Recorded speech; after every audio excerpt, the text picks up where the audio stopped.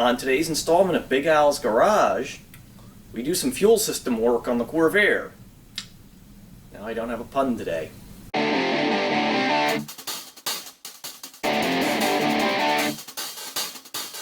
How y'all doing? I'm Big Al. Welcome to the garage. It's been a while since I posted, been on a little bit of a hiatus. I just got back from a vacation to Alaska, which was absolutely amazing. And now it's time to get back to work on the Corvair. Last few videos of it you saw, we replaced the one cylinder head with the drop valve seat and performed a valve adjustment. I also replaced the ignition coil, ignition wires, and the condenser. So the ignition system is basically brand new at this point. Of course, with the quality of parts, brand new basically means nothing these days. But I took the car out for a test drive. It started hiccuping again and stalled out. However, unlike the last time that happened, I didn't panic, kept my wits about me, managed to coast into a church parking lot, and actually made it into a parking space. Who knows if that would have happened if it hadn't been a church parking lot. I'm not going to speculate. But this time I brought a gas can, cup, and a syringe with me. I refilled the carburetors, thinking, okay, it'll start up, I'll use the gas and the carbs, fill them back up, and I'll eventually make it home. It was only about 2 miles from home, but this time I started the car, engine fired right up, and I made it home. So that vindicated the fuel pump. I'm guessing the culprit is either the sock filter in the gas tank or the rubber fuel line that comes out of the gas tank and goes into the transmission tunnel is collapsing. It's got to be one of those things.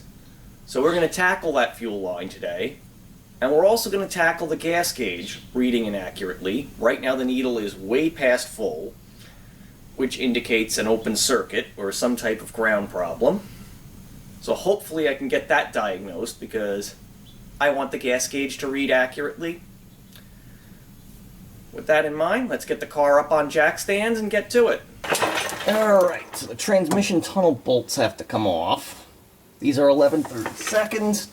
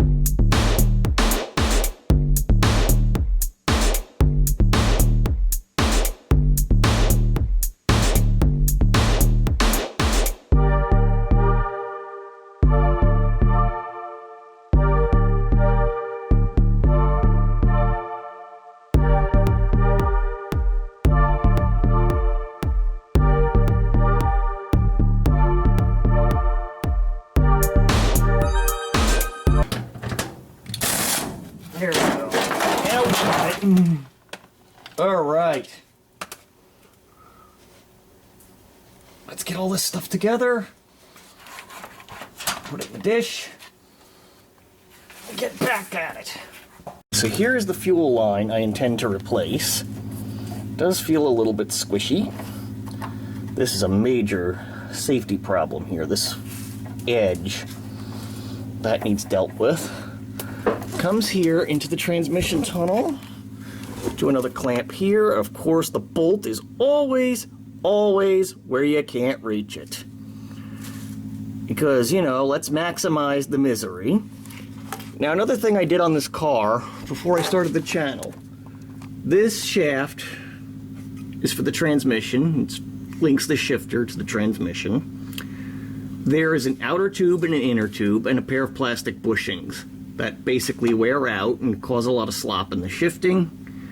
I replaced that with bronze bushings. It was a nasty, dirty job, but it was well worth it. It took all the slop out of the shifter, and now it shifts like a bolt-action rifle. Definitely do that if you have a manual Corvair. So now, of course, being under here on a creeper is not pleasant either. Where is that? There's the clamp. If I can just pivot that down, hopefully, with vice grips, it'll make my life all that much easier. And then pull this hose, drain it into a gas can, and that.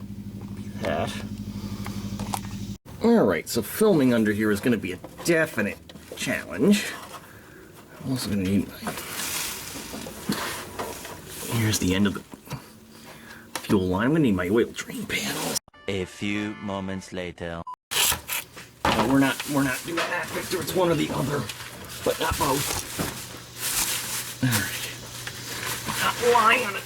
Wheels soaked. Let's see if I can actually get this clamp rotated to the point I can adjust it. I can't get a vice grip on it. Damn it. I don't know how the individual got this in here. Got it in here, but man. Oh, I could just open the vice grip jaws a little bit.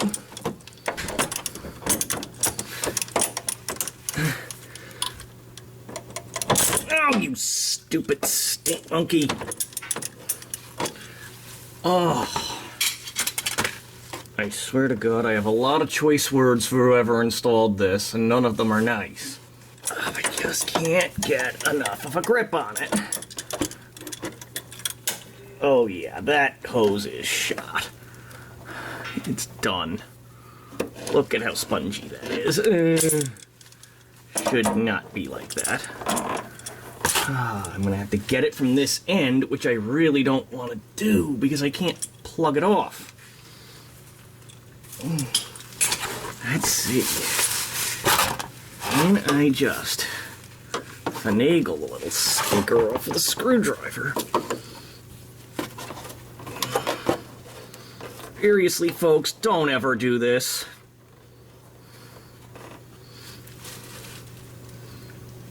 I think what I could do is just cut the line with a razor blade.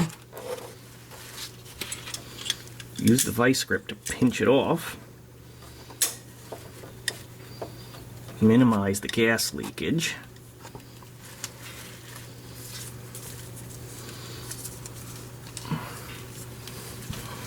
Cut. And then attack that clamp.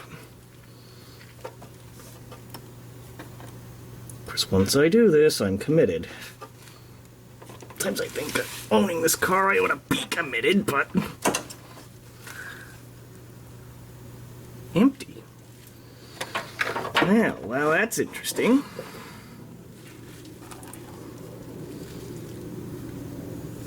Now, suppose the better way to do this would be just get a pair of channel locks on it and yank. Of course, the fuel line I bought is way too long for this. You know, you could... like I say, when it comes to cutting things, you can take it off, but you can't put it back on. Oh, that dadgum clamp.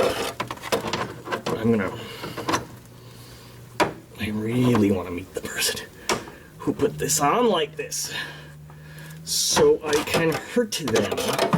Come on now, that gas is expensive. All right. Now where'd the screwdriver go? That's how I spend most of my time out here, is wondering where's that tool I had 5 minutes ago. There it is. But I think that's every shade tree mechanic. Alright, well the clamp's off. That thing is mangled and waste a Sunday. We are going to put a new one of them on. Got a drawer full. Now, getting that little stinker off is going to prove difficult, I think.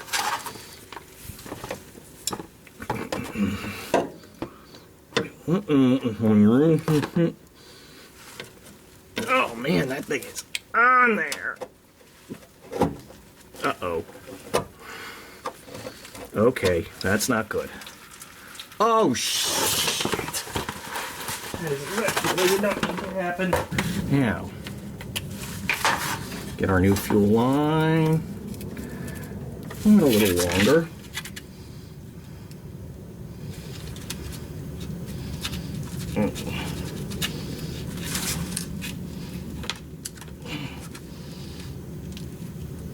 Now I gotta drop the other tunnel cover, which I'm not happy about at all. This is what my uncle means when he says work with finesse and don't try and brute force fix things. I really need to take that advice to heart. Alright.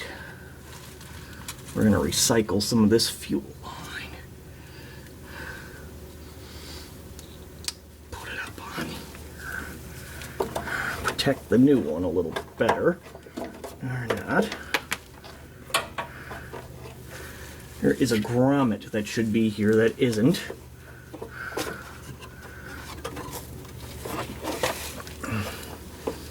Okay, clamps. Some clamps.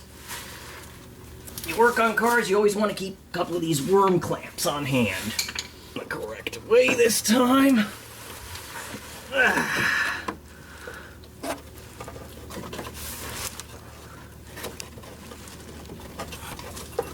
Okay. Yep, this is going to be a problem because this one is just not freaking flexible enough to go on there. So, what should have been the most straightforward and simple part of the job is turning into an absolute knockdown, drag-out fight. Surprise, surprise. This fuel line simply will not go on. I don't understand why, because it's exactly the same diameter as the old one. So what we're doing now is leaving it out in the hot sun, hoping it will get hot and expand and I can get the thing on. Let's figure out what I screwed up in the back. Okay, so here's where I messed up. Back into the transmission tunnel. We got this little thing here. That needs to come off. I'm going to try and be a total masochist and replace that.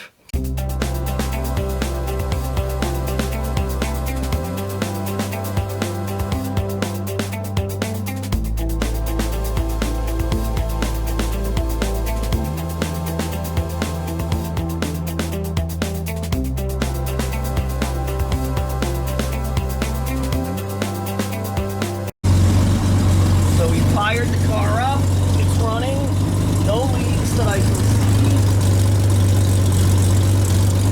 That means all that's left to do is button everything up. Alright folks, so there you have it. The job is done.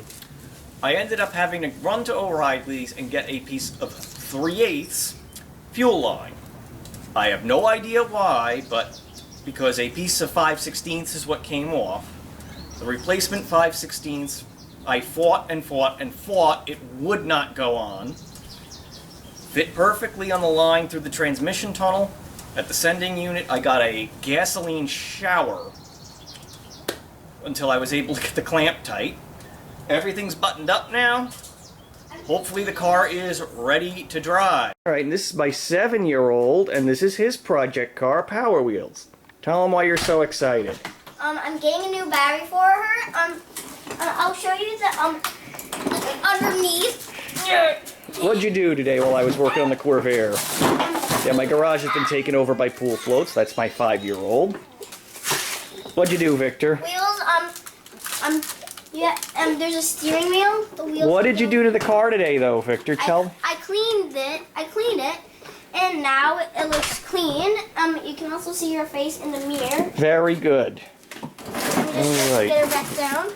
This is it for today. Please like and share to subscribe. Thank you, Victor.